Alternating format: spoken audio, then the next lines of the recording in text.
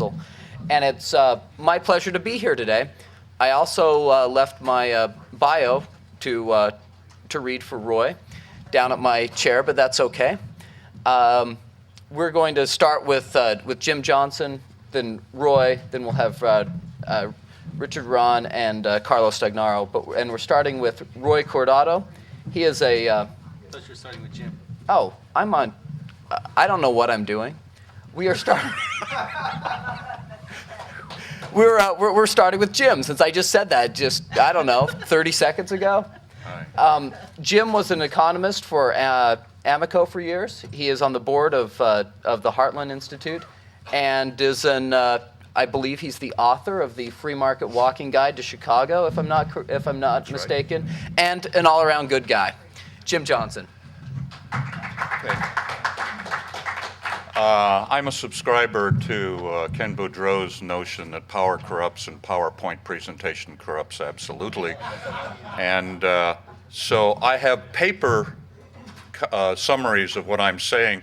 They're in the pastel blue here, one in front of the moderator and one over here. So if you want to read along as I go through, that'll be great.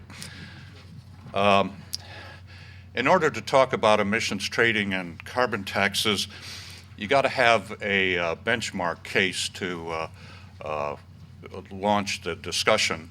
And instead of choosing Nordhaus as the good guy, I'm choosing the Resources for the Future article, which I think they're closer to the action in Washington, D.C.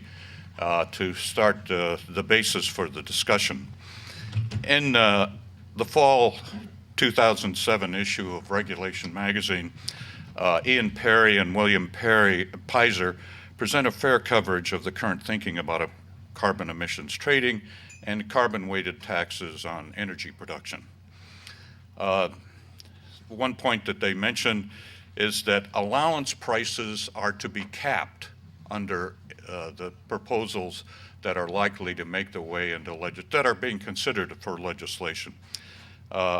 Sulfur dioxide prices have been observed to be more volatile than anyone expected, so they adopt the traditional Washington solution that when the data doesn't fit with the model, you change the data. So there will be initial endowments that would be auctioned. They wouldn't be free, and this is a carry-on of the quaint Soviet tradition of charging the families of an executed man for the bullets used in the execution. There will be free allowances or tax credits for offsets, carbon capture and sequestration projects, because the farmers have to be taken care of with additional subsidies as promises to make the ethanol subsidies look like chicken feed. Pun is intended. Energy taxes would be weighted by the carbon content of the fuel. There would be a government-determined relief system to aid alien industries, and you know who gets that, politically well-connected. And tax revenues would be returned in a lump sum arrangement to all taxpayers if there's anything left over from the offsets, the carbon capture, and the sequestration projects. Okay, the remarkable revelations in this study that's based upon the past trading systems, which are sulfur dioxide under the acid rain program, the reclaim system in Southern California, and the European Union emissions trading scheme. It's interesting that scheme is the official word for the European system. The initial allocation of allowances are politically influenced, not only in the European Union, which has gotten a lot of press recently, but I pointed it out in my 1991 article in Regulation magazine on how the initial allocations for the sulfur dioxide trading were politically manipulated. And I was put onto this because I called out of the blue to the acid rain office in the EPA and asked them if there were any secrets that they would like to share with me. And this guy spoke right up and told me about the favoritism toward Wisconsin Electric, which could take these allowances and cash them in. The trading of emissions reductions is not reflected in these allowance price volatility variations. And that's a very, very interesting point, to me anyway. And if you take nothing away from this meeting, is that you can take away my distorted view about how the trading of emission reductions is not reflected in the allowance prices, which puts in doubt the whole notion about the trading of emission reductions from low-cost abatement sources to high-cost abatement sources. Because the allowances are denied property right status as a way of finessing the Fifth Amendment prohibition against takings without compensation, that leads emission sources, especially electricity generating sources under the sulfur dioxide system, to actually physically reduce their emissions, rather than trusting that the allowances would be honored in lieu of the reductions. And they have good reason to be distrustful, because the reclaim system was overturned, was halted in 2001, and there was no recourse because the reclaim system had that same denial of property right status, which finessed the Fifth Amendment. There's also a parallel idea under utility regulation called just and reasonable, and prices have to be just and reasonable, and the regulatory agency can change its mind, like they did in the electricity market in California in 2001, which I submit led to the collapse of Enron, and it had nothing to do with the accounting. The choice during emergencies, for example, is that you can, if you're an emission source like a utility producing electricity, is that you can use the extra allowances that you put aside or bought, and then, or alternatively, to buy allowances from someone else in the market, or importantly, the alternative is to buy electricity from another source to supply your customers that are in greater demand at this time. And the marginal fuel to produce electricity is natural gas. That's a major peaking plant fuel. So you should expect a close correlation between the price of natural gas and its volatility and the price of allowances. And if you want, I can show you some charts on paper after the meeting, which confirms that. And so what we're seeing is that the volatility is associated with the price of natural gas futures and options contracts, which of course are property rights. So they're the preferred way of hedging your exposure for a supply emergency. And importantly, the prices of allowances do not move slowly, as would be implied by a changing technology being the only source of changes in the price of allowances. So the basic model is flawed, and so there is not a lot, if any, emission reduction trading to secure supposedly efficient outcomes. What you're seeing is that you're getting, one implication of that is that all of the claimed cost savings from reducing emission costs by trading are grossly overestimated. Why don't I think that doesn't surprise you? Okay. Didn't surprise me either. Well, if you want to go to some markets, I would suggest you go to the Chicago Mercantile Exchange. They have contracts on both heating and cooling days, and they go out a few years. They're for 35 cities worldwide, 18 in the United States, 6 in Canada, 9 in Europe, 2 in Japan, and was started by, first contracts were between Enron and Koch Industries.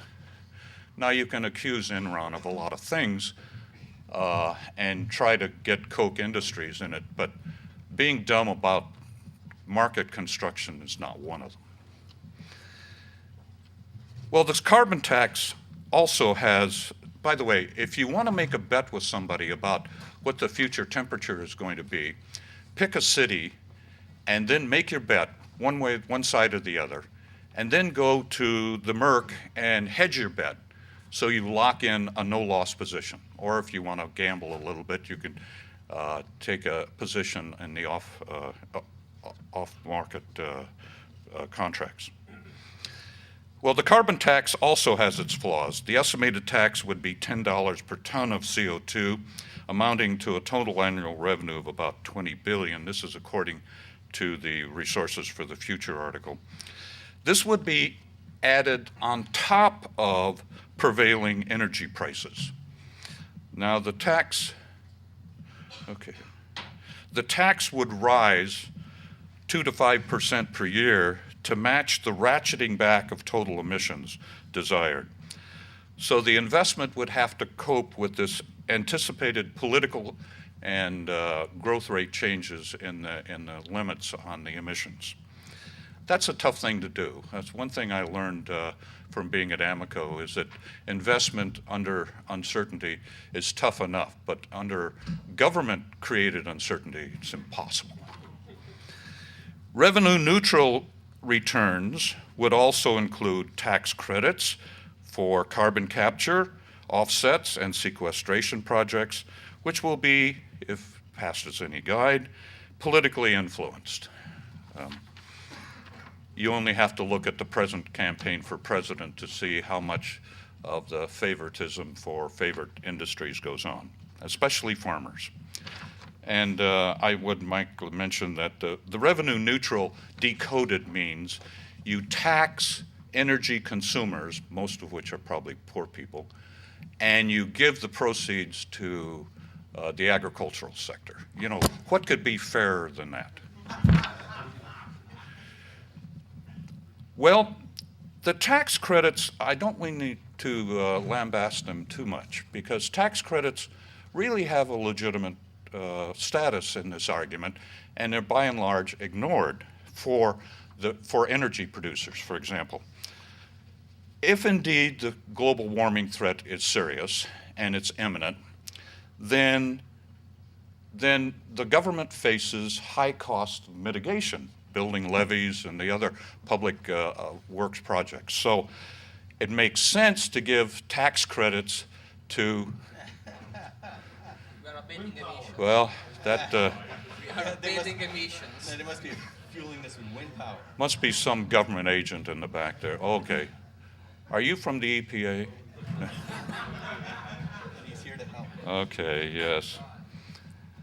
Well, if there are large costs that can be avoided by government mitigation, then then it justifies the giving of tax credits that allows the government to avoid those costs. So why not give tax credits to energy producers as well? It has an additional advantage. If it turns out that the threat from global warming is not serious, you can quickly eliminate tax credit for energy producers. And I assure you that from a political perspective, there is no government action that can occur faster than eliminating tax credits for energy producers. Well, that leaves command and control, the old command and control. And it might be said that, if you'll pardon me for saying it, I hope I'm not going to be subjected to a heresy trial, but there may be some good things to be said for the old command and control system. For example, there may not be a lot of variations in the technical alternatives for reducing emissions. And that fits with what we've seen in the sulfur dioxide case. Also, there may be less potential for fraud and political manipulation with regulation, although I won't say that there'll be none, just a little less. And if the warming threat turns out to be less severe, the regulation can be reversed, but not as quickly as a tax credit, my favorite. So wake up. Look around you when you go to the gas station. You may have noticed that the prices are very high, in excess of $3 a gallon. goodness sake. And we see that that has been accompanied with a reduction in emissions of 1.8 in the United States in 2006, and probably more so in 2007. So that suggests that with very high prices of energy and the emissions going down, the solution may be in place. So maybe what government ought to do is what government does best: nothing.